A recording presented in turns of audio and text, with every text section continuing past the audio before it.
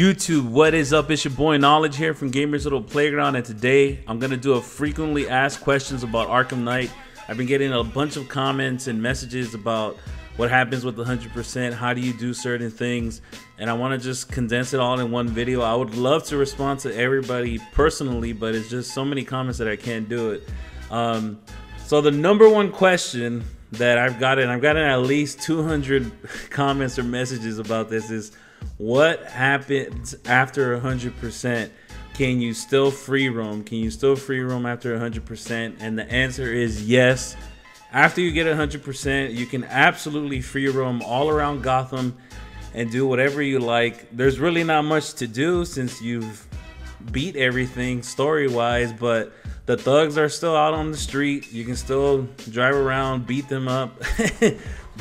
And of course, you can always explore. There's a lot of Easter eggs in all the Batman games, in this one too. You know, you'll find cool little things about the lore all around the place. So it's not a complete waste of time, but you can free roam after 100%. One thing that I was hoping would happen, which didn't, was that I wanted the dialogues from the thugs to start switching, because they switch after you beat the game.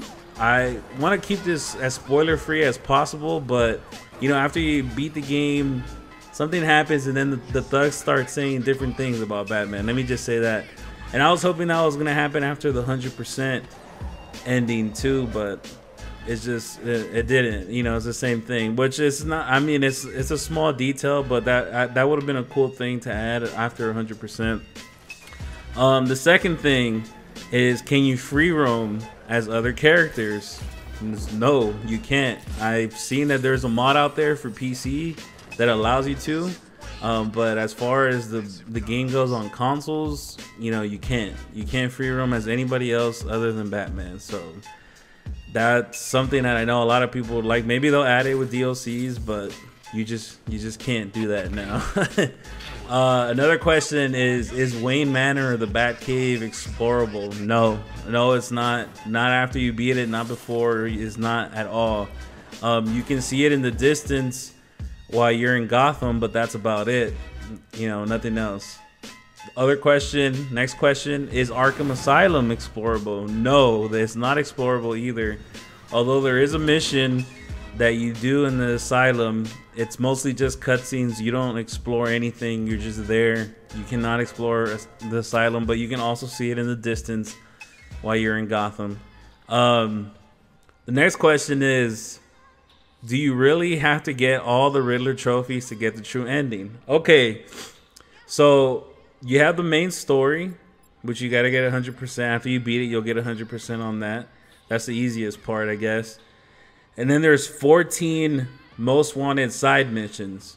So in order to get the Knightfall protocol, you need to get finish 7 of the most wanted side missions, and then you can activate the Knightfall protocol, which is the true ending. But if you only do 7, then you only get half the ending. In order to get the 100% full ending, you have to do 100% all 14 of the side missions. And then the thing about the Riddler is, you can beat the mission, but that's not the end. Then you got to get all the trophies.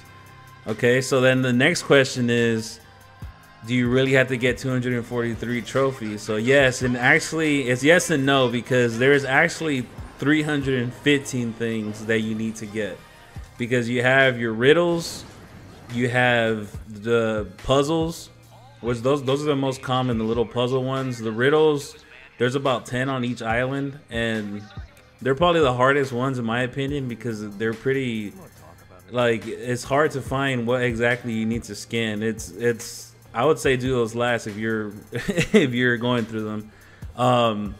There's these bombers. Those are pretty easy. It's just Riddler inserts a bomb in these thugs, and you have to find them and just shoot them with electrical charge just to disarm the bomb. It's not that hard. I think there's 9 of those, but then all those count as 1 trophy each, right? But then there's also these breakable objects all around Gotham and inside some buildings too, and those breakable objects count for 5 as 1. So you need to break 5 in order to get 1 trophy. So there's 90 of those. So it's really that you need to get 315 things, but those are actually the easiest ones. Once you get the locations, they're easy to find. Like you just put the waypoint on it and they'll take you right to it. With some of the riddles, it'll take you to the waypoint, but then you still got to look around and find the answer. With the breakable objects, is boom, you find it, easy, break, easy. So that's not too bad. The other thing is, so what's the best way to find the trophies? And it's just like the other games. You get the informants, they tell you, give you locations on the map, and that's just the best way. Just drive around, you'll see them all over the place, jump out and interrogate them. You gotta make sure to beat up everybody else before you can interrogate them. And then if you let them hit you a couple times, then they won't give you any information. They won't be afraid of you. But I mean, it's just like all the other ones. Just find the information, and then once you have it on the map, the rest isn't too hard. Some of the puzzles are kind of hard, but you know, just always remember to try all your different gadgets, and you'll get it. You know, or if not, if you do need help, I would recommend PowerPyx walkthrough. I actually did it. I used his walkthrough the second time around because I didn't want to have to interrogate everybody, so I just looked at the location. So I would recommend PowerPyx. He has really good walkthroughs. Shout out to him. He has a great Riddler. He has all the Riddler collectibles. So I would send you over to him if you really needed to find them. Next question. Do you get anything if you beat the game 100%? You don't get anything in particular. You'll get all the stuff along the way. You'll get all the concept arts, all the little unlockable stuff. You'll get the Riddle Me This achievement. But as far as getting something in particular for 100%, no. You don't get nothing special. Well, you get the ending. That's about it. All right, so this final question is just going to be about the 100% Knightfall ending and about theories that have been floating around and my personal thoughts about what happened and what's going on. So if you don't want to know anything about it, just back out now. Thank you for listening. I appreciate it. But I'm just going to give my thoughts on the Knightfall 100% ending and what's going on and what's happening.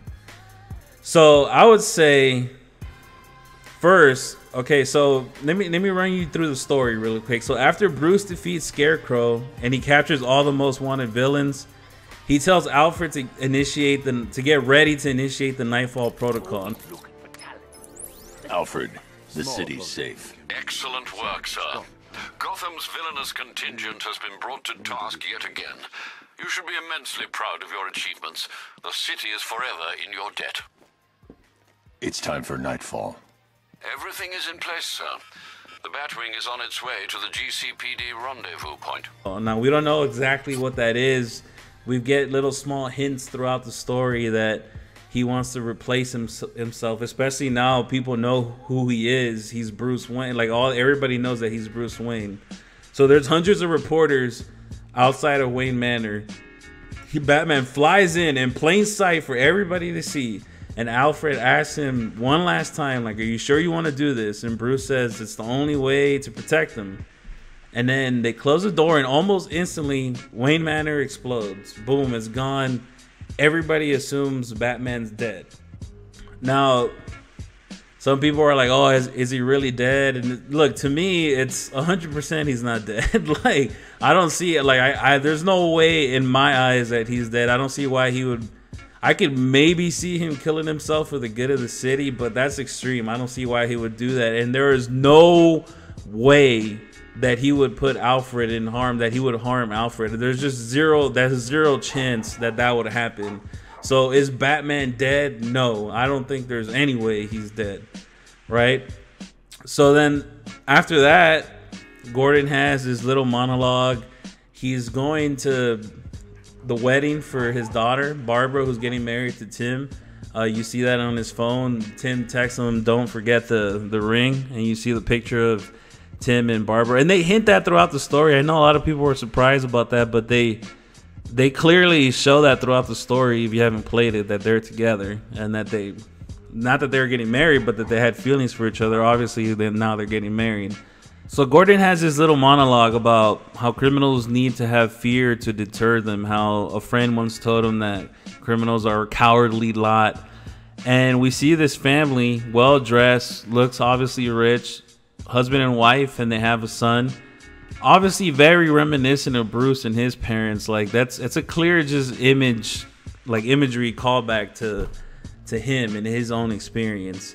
And then of course they go into a dark alley for some reason. I don't know why you would ever walk into a dark alley if you're rich or anybody. I guess if you have to, but I don't get that. But anyways, they walk into the dark alley. Two criminals want to mug them, hold them at gunpoint, snap the pearls off of the wife, and then they look up into the rooftop across the way and they see something that looks like a bat figure. Now the crazy thing about this is it looks like Batman, but at the same time there's this supernatural element to it. It's reminiscent of the fear toxin that Scarecrow has. Like it just has this supernatural look to it, as if the criminals were injected with fear toxin. So of course that's where a lot of the speculation has been coming, and I've heard a lot of theories floating around. The first theory is that Batman is back as Batman Beyond, or doing a different style of his Batman, injecting people with fear toxins or something. That to me doesn't make any sense. I can see him coming back. I don't know why it would be Batman Beyond, just because they didn't really set it up.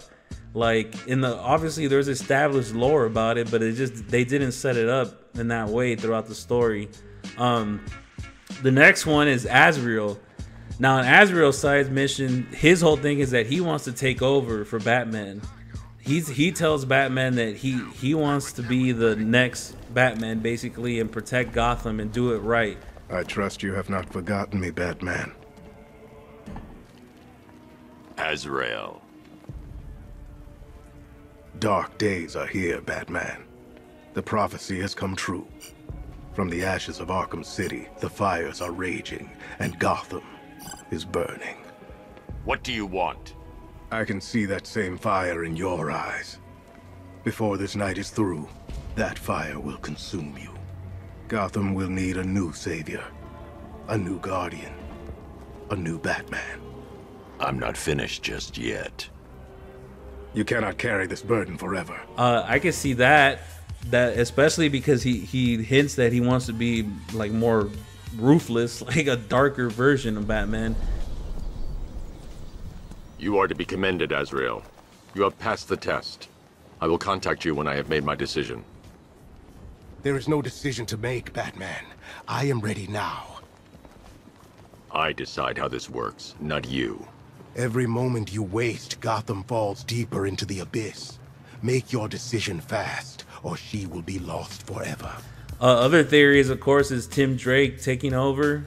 I don't see why he would abandon the Robin moniker. Same thing for Red Hood.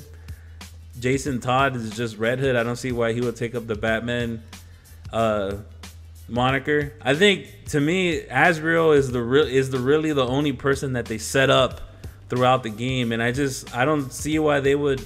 There's a lot of established lore out there where it could be any one of these people, but at the same time, and in the game, the one that is set up is Azrael. And I think that's the person. If you were just to say that it's somebody, it's him. But to me, it's more, the ending is really not supposed to be taken literally. I mean, it's too coincidental about the wife and the husband and the kid that looks like Bruce. It doesn't seem like that would actually happen. And to me, it's just like a symbolic ending, that once one legend ends, the next one will begin. It's like a never-ending cycle that the criminals will keep creating the necessity for another Batman. I took it more that way, in the symbolic route. But if you had to choose somebody, if it were me, I would say it was Azrael. But I would love to hear your guys' opinions and your thoughts on the ending. I really appreciate all the support on the videos. I hope that the FAQ was helpful. And if you have any more questions, leave them in the comments below, and I'm going to try to respond to them on this video. All right, guys, I'll see you guys later. Peace. Hey, freak, maybe you missed the news. Batman's dead. That look don't scare us no more. What the hell?